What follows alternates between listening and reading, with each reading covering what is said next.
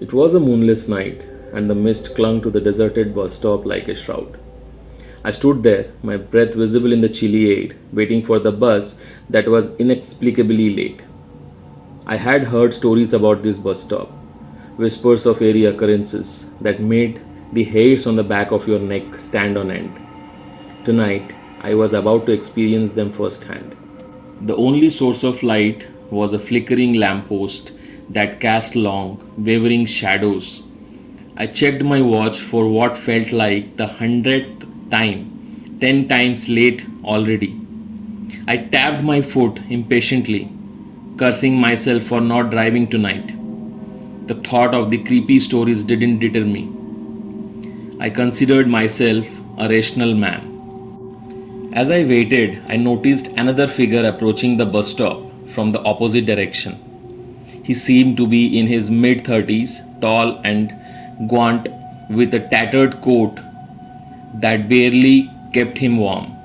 I nodded in acknowledgement as he joined me under the flickering lamppost. Late bus tonight, huh? I remarked, trying to break the silence. The man gave a curt nod, his eyes fixed on the road as if expecting the bus to appear any second.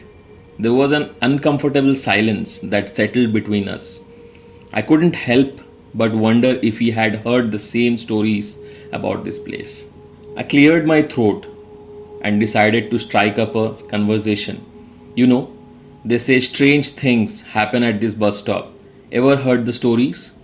The man's eyes flickered towards me briefly, and he gave a mirthless chuckle. Yeah, I have heard them. People say this place is cursed, that once you step onto that bus, you never come back. I raised an eyebrow, skeptical. Cursed? Come on, it's just a bus stop. Superstitions. He didn't respond, only stared out into the darkness.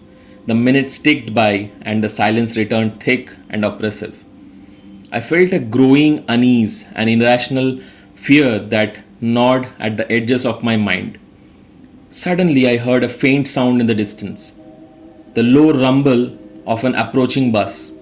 Relief washed over me, and I turned to the man, a triumphant smile on my face. Well, it looks like our ride is here. The man's eyes widened, and he took a step back, his face contorted in terror. No, don't get on that bus.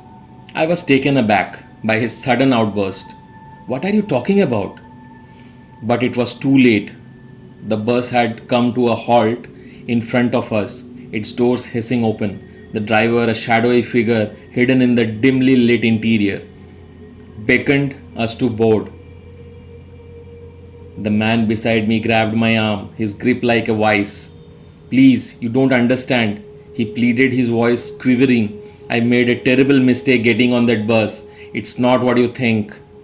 I tried to free myself from his grasp, but he held on tightly, desperation in his eyes. Against my better judgment, I decided to listen. Okay, tell me, what's going on?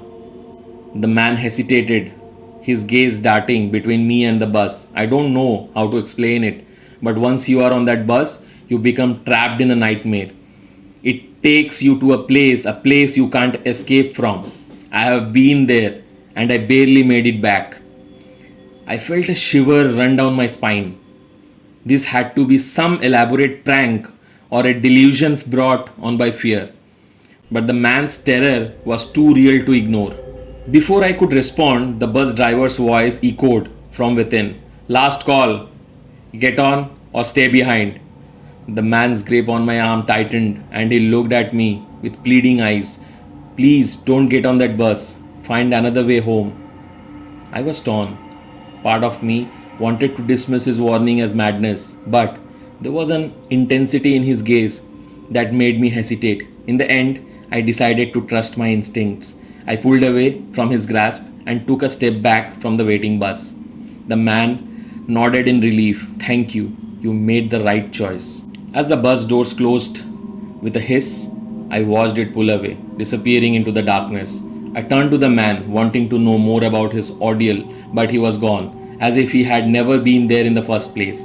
The bus stop returned to its airy silence, and I was left alone under the flickering lamppost, wondering about the mysteries of that cursed bus. What had the man experienced? Was it all a hallucination? Or was there something truly sinister about that bus? I never found out the answers to those questions, but I knew one thing for certain.